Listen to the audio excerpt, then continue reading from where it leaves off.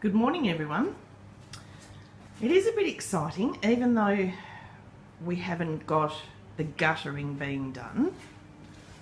I am having the eaves removed. So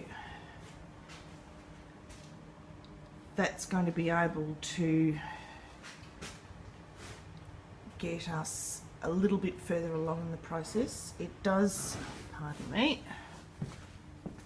it does look a little bit gloomy off in the distance, so I need to go shopping for some tarps. We do have one, but I don't think it's going to be big enough.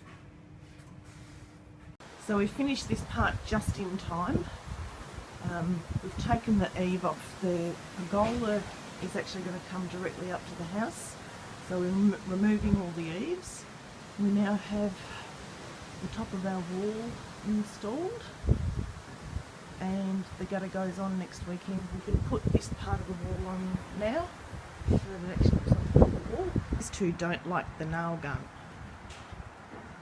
Arnold, it's alright, fella. I know, you were frightened. So this is the storm conditions that are coming. It doesn't look like it's going to be very long-lived, but the wind's really strong and the light's not there. Let me put some lights on. My dogs are in. Arnold, Albie, come and say hello. Hello, Arnold. Hello, Albie. Yes, I know, it's not a very nice storm, is it? We're just having egg and bacon pie for tea. I'll do half with some spinach in it as well. Normally I'll put some mushrooms and whatnot in it, but it really annoys me when you go to the supermarket and what you want to buy is in a plastic bag. So you're buying what you want in a plastic bag, and then you're putting it in another plastic bag, and then you're bringing it home, and then you're throwing away the plastic. And plastic takes like 1 billion years to break down. You know, we can do without it.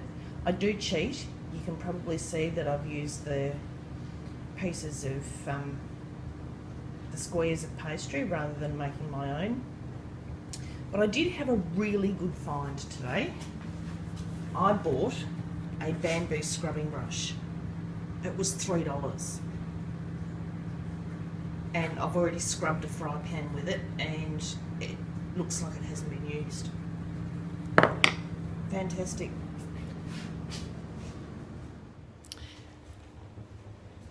I wanted to talk about what today's been all about. Yeah, we had a bit done on the house, and yeah, the dogs went a bit crazy and we had a storm, and it's Sunday and I did all the housework and more loads of washing and the floors and the kitchen and all of that sort of thing. But I was reminded about a series of gratitudes that I did shortly after Wayne died. He left such an indelible imprint into my psyche that there's no way known that I could have just gotten up and gotten on with it. And I was reminded, so just come with me.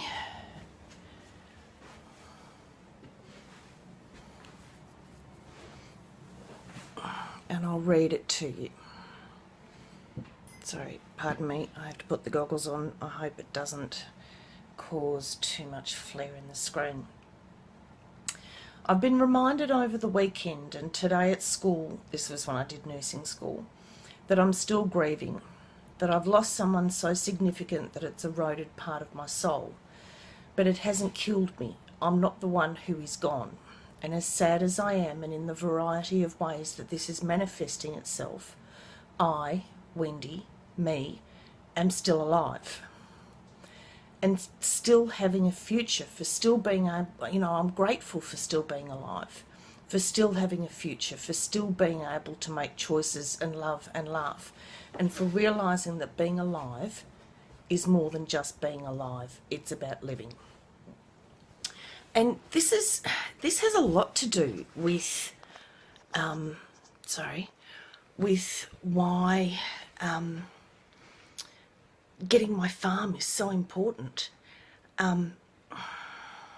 You know, if it doesn't happen, well, then it doesn't happen. You know, there are lots of things in my life that, you know, have happened that it wasn't of my choosing. And how do I equate wanting to live on the land with wanting to still be a nurse? You know, how do you correlate the two? And I think my sister kind of tied it up.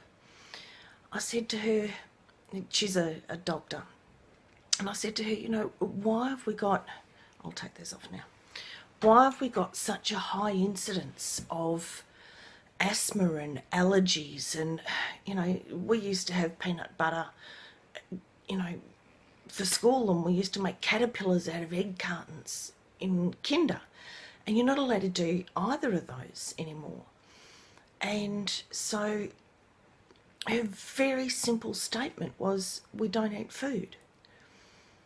And it's really true. I had a look at, you know, the foods in the supermarket. If you want to know what's in your food, just have a look at the label on the back. And I was surprised. Soup is 30% sugar. They've got to be able to preserve it, and you would think that that would happen in the canning process. But soup is 30% sugar. Go and have a look on the tin. You know, so we wonder why we've got an obesity epidemic. You know, are the kids being taught how to cook at school? It should be mandatory. It should be mandatory that all kids know what food is. You know, food's not a plastic chicken nugget wrapped in you know, batter or breadcrumbs. And how does this tie in with nursing? Well, with nursing, you actually understand the processes of, sorry, just a bit uncomfortable. You actually understand the processes of how the body uses things. And we're seeing more and more incidents of, you know, asthmas and allergy and gut problems, you know, celiac, you know, and these are very real afflictions that these people have. So if someone says that they're celiac or they're allergic to something, that's very real. Just because the prevalence has increased doesn't mean that it's not real. And so you can have somebody anaphylactic to peanut butter. 50 years ago they might not have been. What are we doing to things? And so my nursing background and having a look, I can still do community nursing down in Tasmania, and that'd be awesome. So I have to contact them and see how that works, but that's going to be a quite a down the track thing. But tying it into farming, if we can have access to good, wholesome food often, and the kids know how to cook it, how to eat it, and they're fed it from when they're little. You know, none of this baby food in a tin, in a jar, you know, it's just mixed up mush. Yeah, it might have all the vitamins and minerals, but the kids don't know what broccoli tastes like. You know, you look at all these videos on the internet of, you know, kids trying to be fed broccoli and they're screwing their face up. You know, when my son was little, I'd send him out to the veggie patch to get some broccoli, and he'd come back with an entire plant, you know, munching on the florets. Great, I don't care how you eat it, raw, cooked, it's probably better for you raw. Anyway, this is another rant. I suppose I'm getting a bit more passionate about getting things done because I can see things happening. These holidays have been really good for me. So thanks for watching, and you'll be pleased to know that the dogs are nice and safe. So safe, in fact, that there's one and there's the other. Thanks for watching.